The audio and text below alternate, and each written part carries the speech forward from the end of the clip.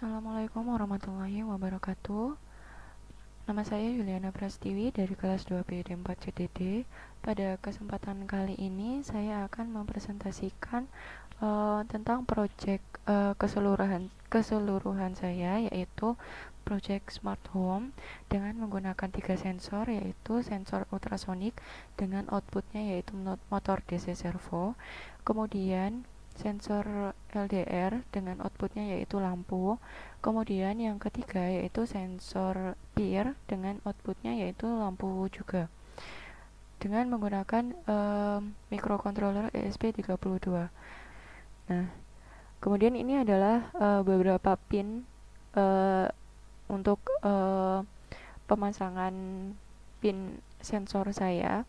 Nah, ini untuk ultra firebase dan integer nilai LDR.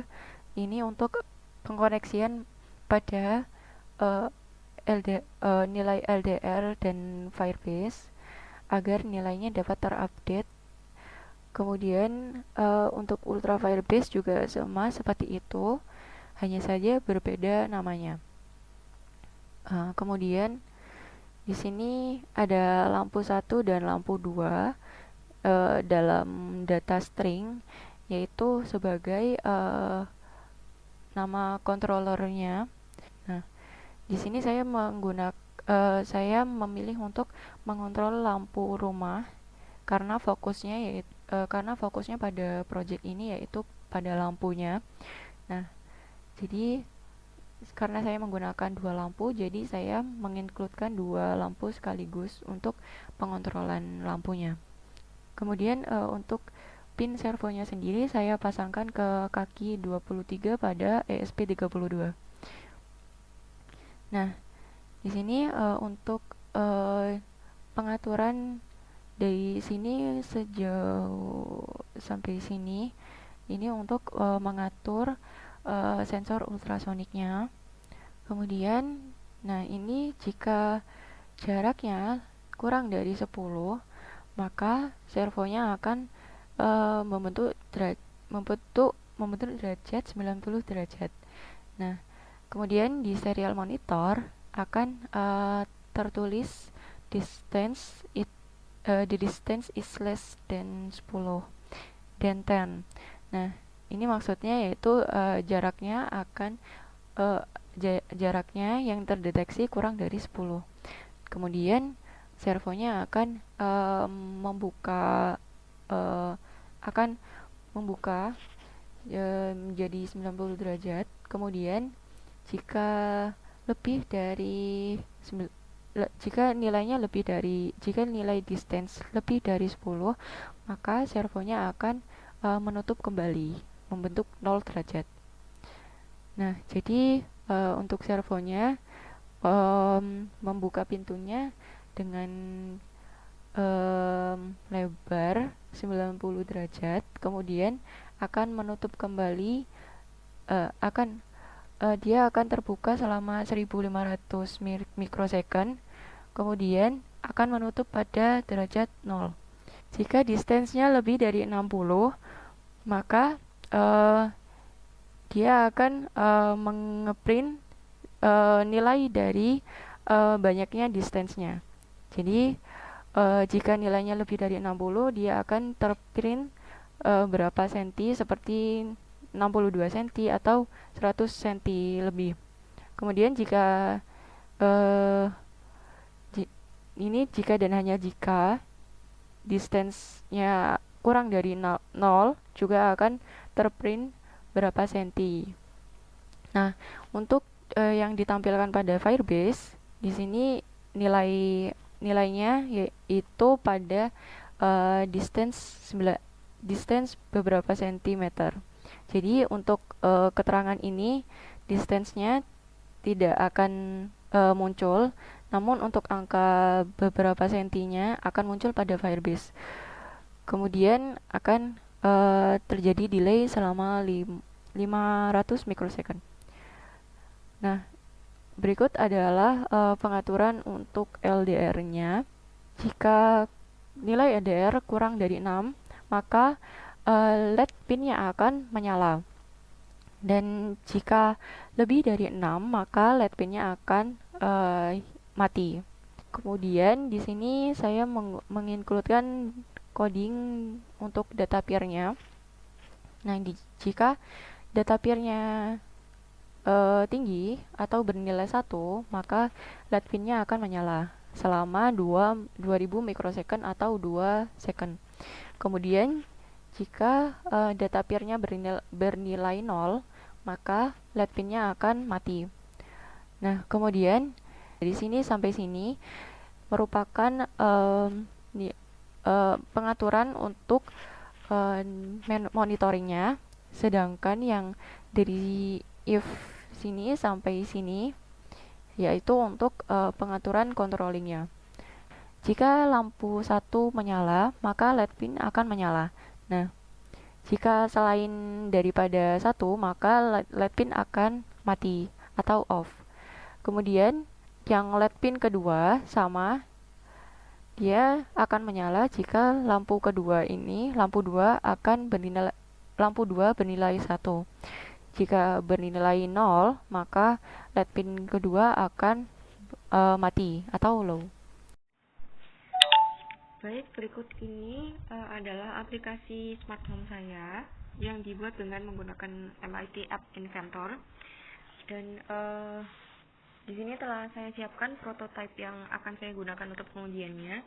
Di sini ada motor DC dengan pintunya dan juga dideteksi dengan sensor ultrasonik.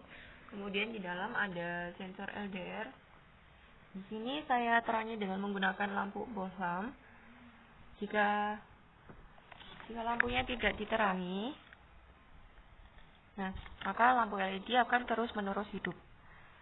Dan jika diterangi dengan lampu atau menerima cahaya dari luar, maka lampu LED akan berkedip dan LDR akan menampilkan nilai pada aplikasinya. Kemudian untuk sensor peer-nya ada di dalam. Nah, di sini sensor peer dia terus mendeteksi pergerakan pada pintunya. Jika pintunya terbuka, maka sensor peer akan mendeteksi pergerakan, kemudian dia akan menghidupkan lampunya secara otomatis. Nah, di sini untuk monitoringnya ini ada nilai LDR, kemudian juga ada nilai jarak untuk sensor ultrasoniknya. Kemudian untuk controllingnya, di sini saya menggunakan lampu 1 sebagai lampu untuk LDR-nya. Kemudian untuk lampu keduanya yaitu lampu pada peer. Nah, di sini telah saya siapkan untuk Firebase-nya. Di sini di Firebase telah tertampil nilai 1 atau nilai high. Kemudian untuk lampu 2-nya juga bernilai high atau nilai 1. Kemudian untuk lampu 1-nya dulu, di sini lampu LDR. Di sini saya klik lama untuk long klik untuk bernilai 0. Jika diklik 1 kali atau tidak lama, itu dia akan bernilai 1. Di sini saya long klik sembari memperlihatkan untuk kondisi lampunya. Bentar.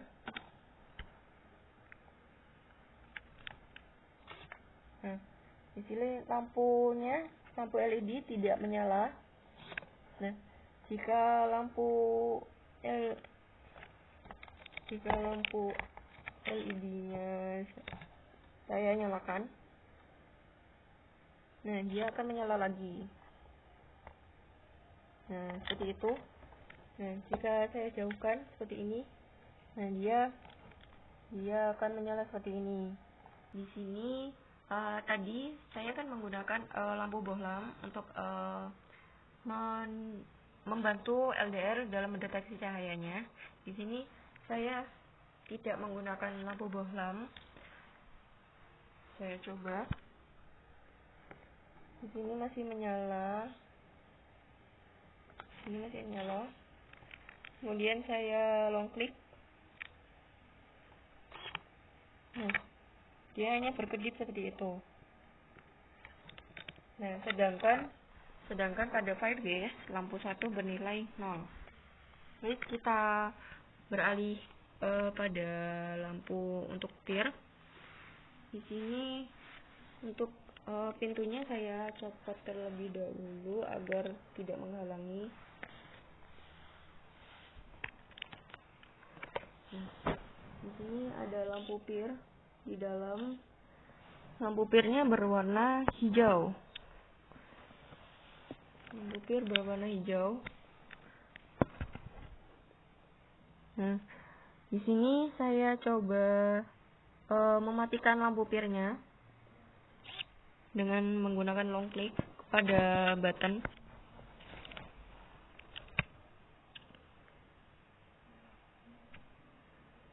Nah, dia lampu pirnya mati. Nah, dia akan menyala, kemudian sekali lagi. Nah, dia akan mati. Kemudian hidup lagi karena maaf. Nah, ini. Dia hidup lagi karena mendeteksi adanya pergerakan. Kemudian saya nyalakan. Kemudian saya matikan kembali.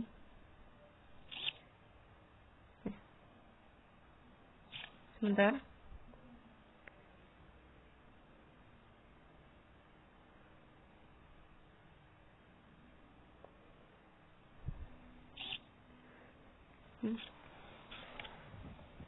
Jadi seperti itu untuk pengontrolannya. Di sini antara pengontrolan dengan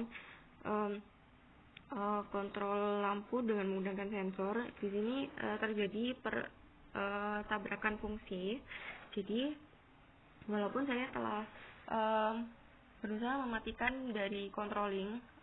mematikan lampu dari controlling melalui Android, di sini dia tidak hanya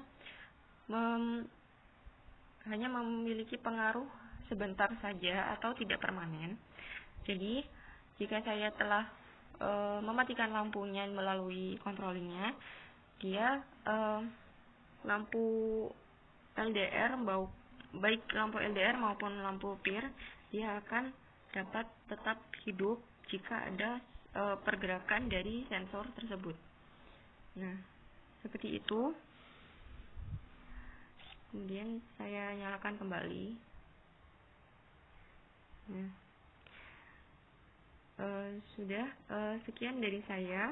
Kurang dan lebihnya mohon maaf. Wassalamualaikum warahmatullahi wabarakatuh.